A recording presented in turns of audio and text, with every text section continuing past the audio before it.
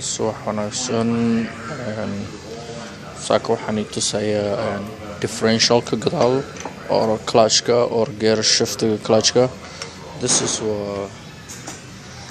manual waaye, mid oo la bedelay waaye gaariyaha oo stick shiftiga badanan aad ayaa stylekan Africa loo isticmaalaa.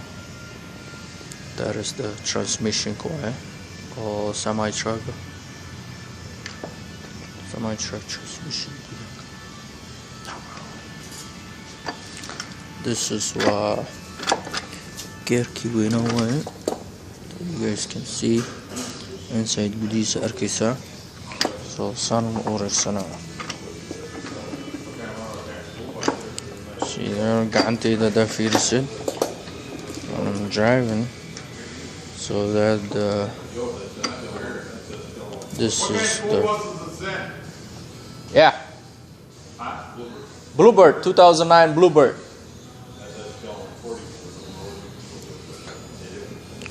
Arkaysiin, this is lugtii dhinacan ka galaysaa, another lugta kale dhinacaas ka galayso. So markii saan drive shift u wareejiyo lugahana saas u wareegsanayo. This is for example waa tire-kii, lugtii waa tire-ka saan u wareegsanayo. Arkaysiin dhexdiisii birihii si ugu jiraan arkaysaa.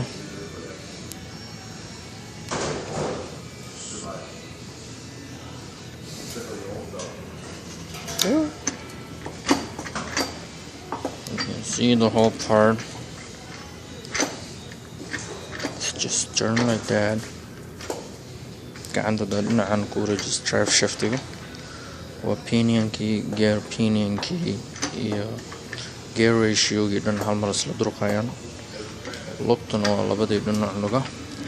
That is transmission-ka gadaashiis meesha ugu dambeysa kusoo xirmo.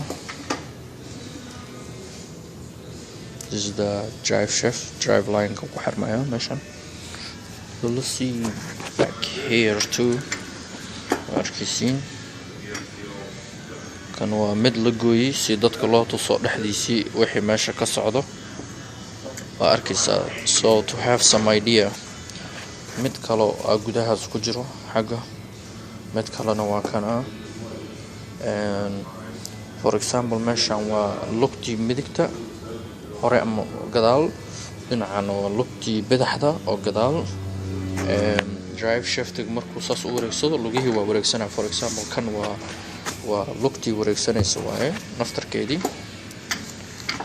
macal gudaha iyadoo dhan isla fiiriyay arkaysaa wixii dhan isla wareegsanaya. So gear oil isku dhex shaqeeya meeshan, gear ratio ay leeyihiin, clearance ay leeyihiin, and bearing ay dhexdiisa gudaha ku jiraan waa arkaysaa. So